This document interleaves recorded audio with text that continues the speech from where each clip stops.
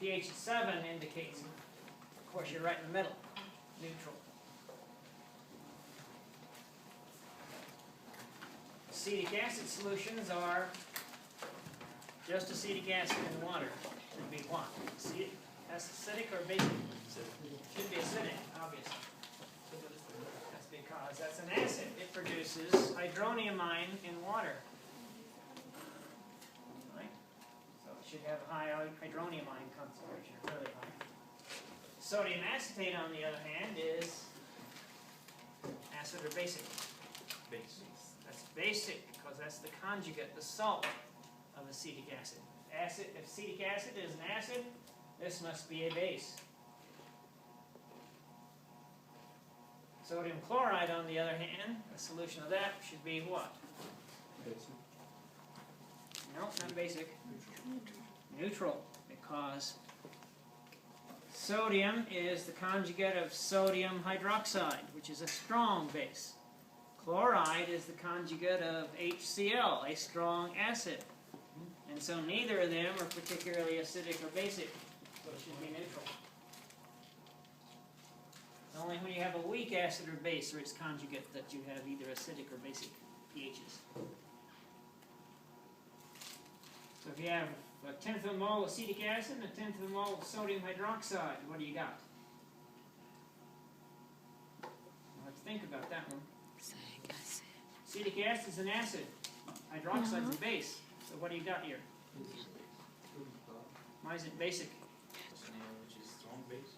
Because these two, no, not actually. That's not the reason. Well, that's part of the reason, but not really the reason. The point is, that's equal quantities of a monoprotic base and a monoprotic acid, which means they react to form what? What's in the beaker? Neither of these are in the beaker. You've got sodium acetate in the beaker. And we already talked about sodium acetate being basic. Gotta keep in mind what's in the beaker. What you throw in may react with each other. Now, if I didn't add exactly the same numbers, then one or the other of these would be left over. So we get the buffer. And it would be either acidic or, well, yeah, that would be a buffer, actually. But it'd be either acidic if you had a little extra acetic acid, or if you had a little extra sodium hydroxide, it would be basic.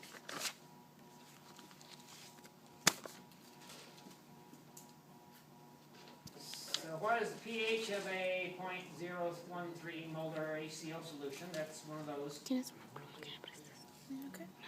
strong acids. So it's simple. The hydroniumine concentration is the same as this. There's only one hydrogen, so for every that many moles of this, you got that many moles of H.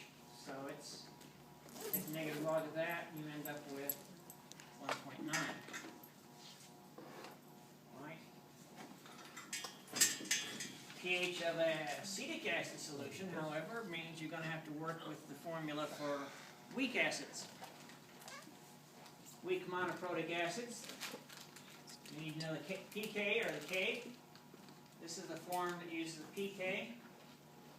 So we plug that in. And end up with 3.3 as the pH. Somewhat acidic.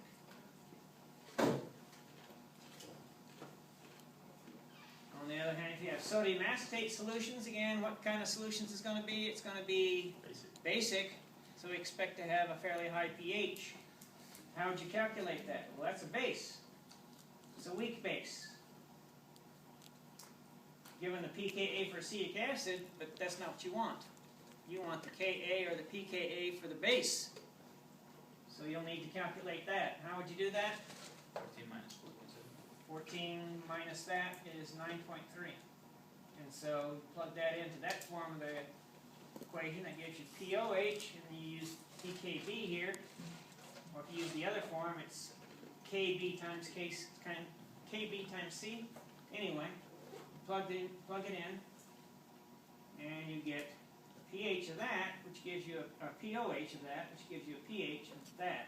Now, what you people were doing before was you were forgetting this is the formula that gives you a POH, or you were forgetting that this stuff's basic, so you should use this one and not the other one. keep it straight as to which one you're talking about. So first you need to ask yourself, what kind of compound is this? Or actually, what kind of compounds are sitting there in the beaker? And then you decide which of these 2 or 3 or whatever formulas you're going to be using. So if it's an ammonia solution, we did this one on the last test. And lots of people didn't seem to realize that that is, in fact, a base. Or maybe we did ammonium. I think we did the ammonium salt. It's the same deal. You need to realize that ammonia is the base, ammonium's the acid, so this is a weak base. So we'll need a Kb or a pKb. I gave you the Kb, so you're going to be using this form of the equation. And you're going to calculate POH because it's a base. And so you end up with POH is 3.3, which means the pH is 10.7.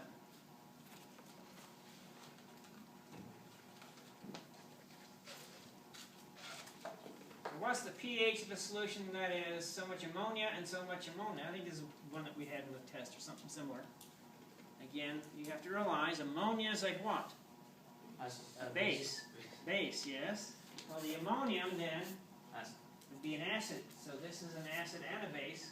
That's a buffer. pKb for ammonia is 4.7, but we need the pKa for whichever of these is acidic. So we'll have to calculate the pKa for the ammonium ion, which will be, again, difference of 14. So you plug that in. You have base on the top, which is the ammonia, acid on the bottom, which is the ammonium ion, and we're using the pKa for the ammonium ion, not the pKb for ammonia. Again, that's what people did wrong with these. Sometimes they use the wrong thing. So we'll use ammonia there and ammonium ion there, and we plug those numbers in from what we're given. And we end up just, from there on out, just simple arithmetic. We could use the pKb, but that would give us POH, and we just subtract that from No, actually, and then we gotta flip you gotta flip some things, yeah. There's a form of Henderson-Hasselbalch that does POH from the pKb's. It's just flipped. But there's a couple of changes you have to make. And The base and the acid. it's not worth doing it, basically. But either way, we'll get the same answer, though, right? If you use the right version of the formula, yes. All right. Let's see, what would you have to do? You would have to, Flip those two.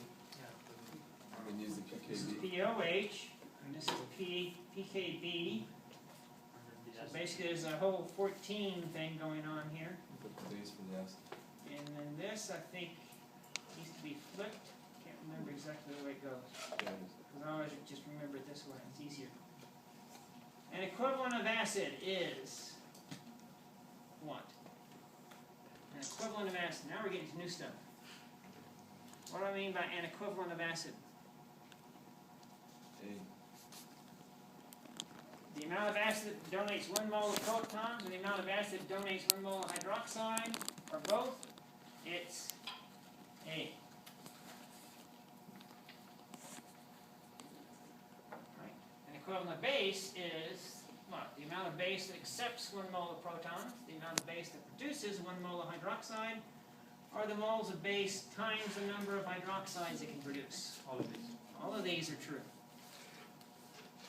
An equivalent is how much base can produce 1 mole of hydroxide, but of course that will react with 1 mole of protons, or accept that 1 mole of protons, and that's true also.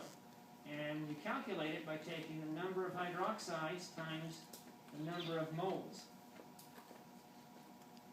So an equivalent of sodium hydroxide is 1 times the number of moles.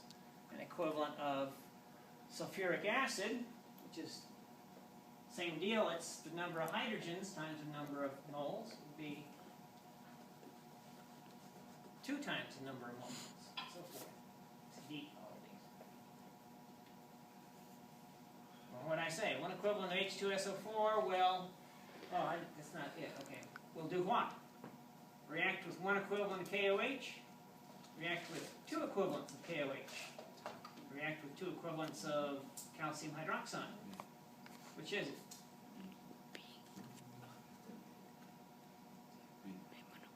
B? Everyone say B? Right? That's not B. Isn't What's it the all- deal about one equivalent of an acid will react with what?